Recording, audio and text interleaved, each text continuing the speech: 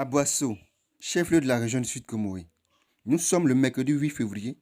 Il est 9 h lorsque la direction des transports, avec à sa tête Mme Manzan, en compagnie de plusieurs hommes de la police, avec à leur tête le préfet de la police adjoint, M. Gbegbe Armand, prennent d'assaut l'entrée ouest de la ville. La raison, sensibiliser, rappeler aux usagers le code de la route, son importance pour eux-mêmes et pour les autres. Et ce, à l'initiative de la semaine de sécurité routière du 3 au 10 février. Madame Manzan, directrice des transports à Boasso, nous en dit plus. Il s'agit de la semaine nationale de sécurité routière qui a été initiée et instaurée par l'État de Côte d'Ivoire.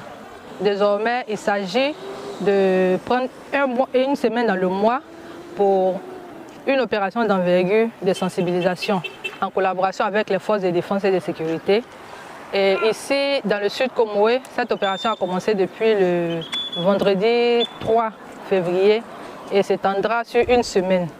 L'objectif de cette sensibilisation d'envergure, c'est de réduire au maximum les accidents de la circulation.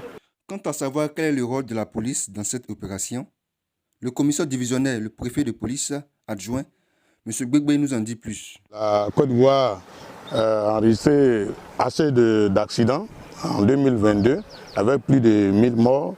Donc on amène la population, comme on a dit, à se discipliner quand ces usagers-là sont sur la route.